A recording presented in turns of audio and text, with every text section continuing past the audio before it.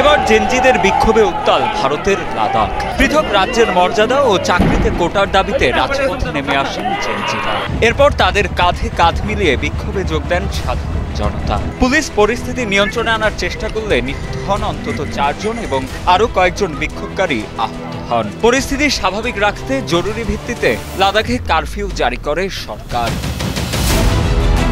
British সংবাদ মাধ্যম BBC জানায়, 24 সেপ্টেম্বর ওই সংঘর্ষের সময় ভারতের শাসক দল বিজেপির স্থানীয় কার্যালয়ে আগুন ধরিয়ে দেয় বিক্ষোভকারীরা। পুড়িয়ে ফেলা হয় পুলিশের একটি গাড়িও। স্থানীয় গণমাধ্যম এএনআই জানায়, কিছু তরুণ বিক্ষোভকারী পুলিশের দিকে পাথর নিক্ষেপ করলে পুলিশ তাদের ছত্রভঙ্গ করতে কাঁদানে গ্যাস ব্যবহার করে। পুলিশের একটি সূত্র জানায়, এ ঘটনায় 20 পুলিশ সদস্য সহ 50 জনেরও বেশি মানুষ আহত হয়েছেন।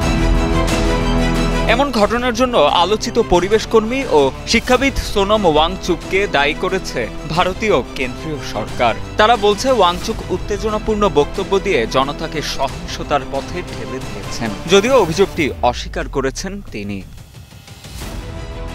উল্লেখ্য, লাদাখের বাসিন্দারা দীর্ঘদিন ধরে তাদের অধিকারের দাবিতে আন্দোলন করছেন। 2019 সালে জম্মু ও কাশ্মীর থেকে আলাদা হওয়ার পর এই অঞ্চলের স্বায়ত্তশাসন কেড়ে নেওয়া হয়েছে বলে তারা মনে করেন। বিক্ষোভকারীদের প্রধান দাবি হল লাদাখের জন্য একটি পৃথক রাজ্যের মর্যাদা এবং সরকারি চাকরিতে স্থানীয়দের জন্য বিশেষ কোটার ব্যবস্থা করা। এছাড়াও তারা ভারতের সংবিধানের 6ষ্ঠ তফসিলের অধীনে লাদাখকে অন্তর্ভুক্ত করার দাবি জানাচ্ছেন, যা সেখানকার উপজাতিদের সংস্কৃতি, জমি এবং সম্পদের সুরক্ষায় সাহায্য করবে।